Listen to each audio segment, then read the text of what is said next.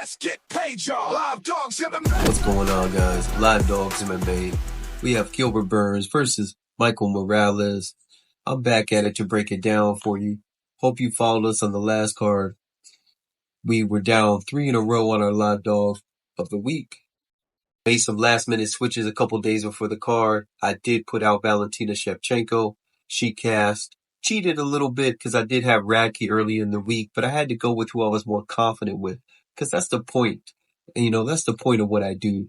And, so is what it is. I'm glad to be back on top. And this week, I believe we're going to keep it going and we'll get back to that 7 underdog streak that we had earlier in the year. So without further ado, let's bust it wide open.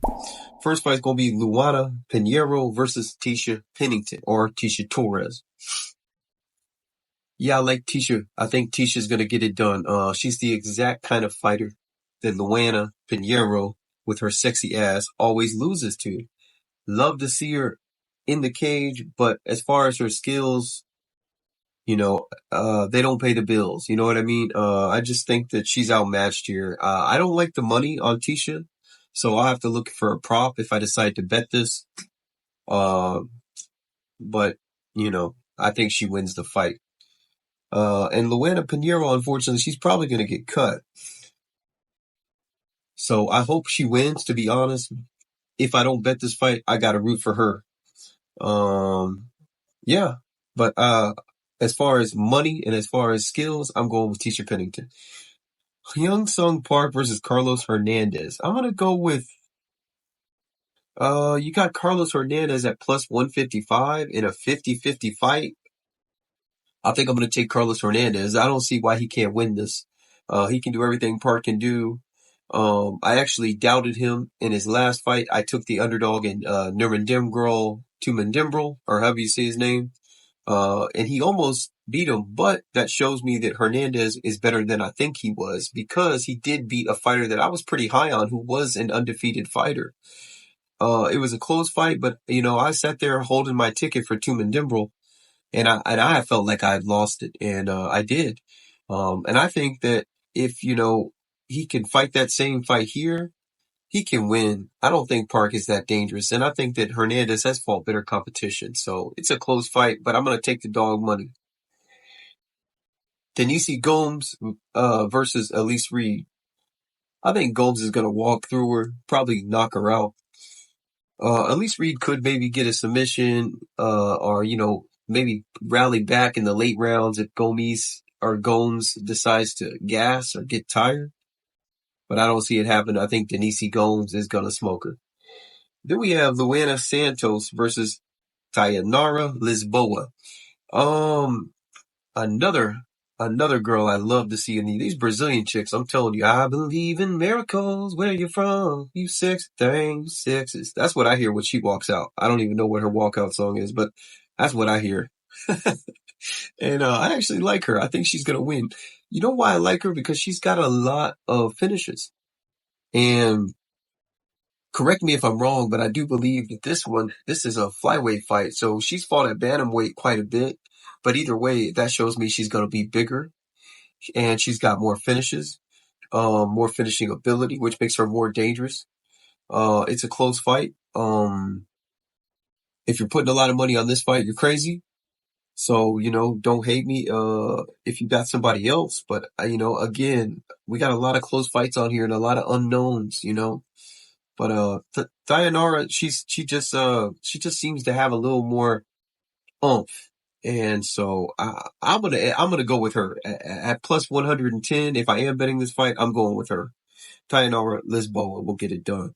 Conor Matthews versus Yadir Del Valle. Del Valle, I'm going to be honest, I don't know a lot about him. I saw him on the Contender Series. He looked better on the Contender Series than Conor Matthews looked in either of his Contender Series fights, or period. Conor Matthews is a bit chinny. He does everything okay, but I believe that the danger is in Del Valle, and I don't trust Conor Matthews enough to put dog money on him.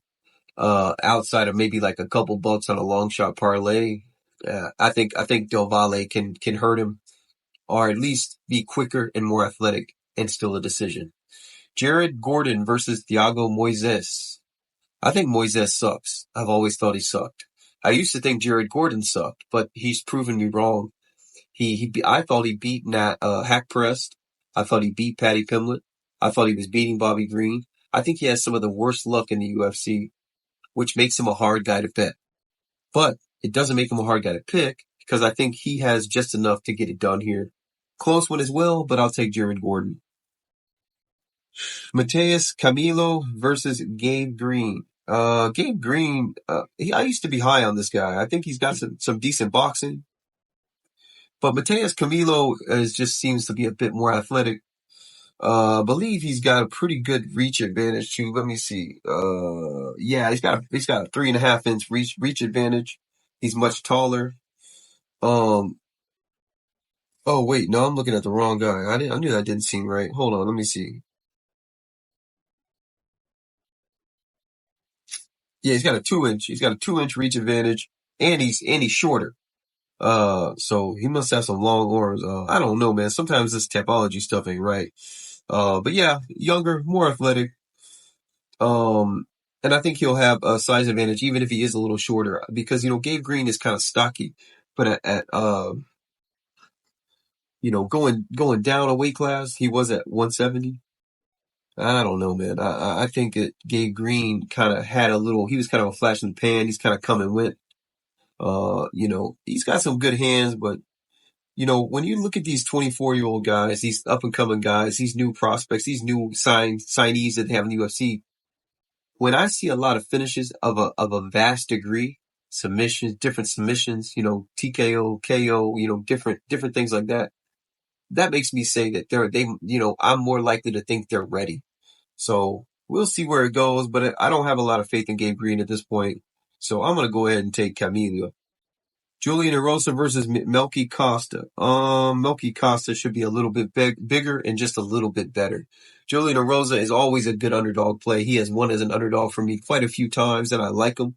I think he can do everything that Costa can do, but Costa's just going to be a little bit better, a little bit step ahead. But don't sleep on Erosa, man. He can really always kill a parlay any day of the week. So, it's a close one. I'll look more into it, but I'm going to go with Costa for now. Norsoltan Rosaboya versus Dustin Stoltzfus. Stoltzfus is okay in the first round, but outside of that, he's kind of a glass cannon, and I think Rosaboyev can crack it. So I'm gonna go with him, and I think he's a great parlay piece at minus 100. Or I'm sorry, minus 300. Rosaboyev, give me that all day. Sadiq Yusuf, Marian Santos. Sadiq Yusuf will be my live dog of the card, live dog of the week. I just think he's better, man. I just think he's better. I think he's fought more competition. I think he's more athletic. I think he's more explosive. I think he throws more. I think he's more active. Yeah, I haven't seen enough out of Santos that tells me he wins this fight. And I thought he lost his last fight. So I could be wrong here, but if I'm making a prediction off of what I know so far, I know that Yusuf can take this fight, and I will take him. Paul Craig versus Rodolfo Bellato. I believe Bellato will beat Paul Craig because Bellato has good enough jiu-jitsu to where he shouldn't get in too much trouble. And I didn't know this until his last fight, but he's got some pop in his hands. I think he can contend everywhere. And, yeah, I think he beats Paul Craig, man. I just do. And he's not going to be outsized like some of the, guys that Paul Craig fought at middleweight. So Bellato should definitely win here. Gilbert Burns versus Michael Morales. I have not been a big Burns fan the last couple of years. I thought he did his best work at lightweight, to be honest, as far as like what I saw, not maybe on paper, but what I saw, in his skill set and his explosiveness and what, everyone talks about his submission game. He hasn't submitted anyone in years. So, outside of getting a submission here or taking this into deep waters like Burns can do, I just feel like Morales is the better play.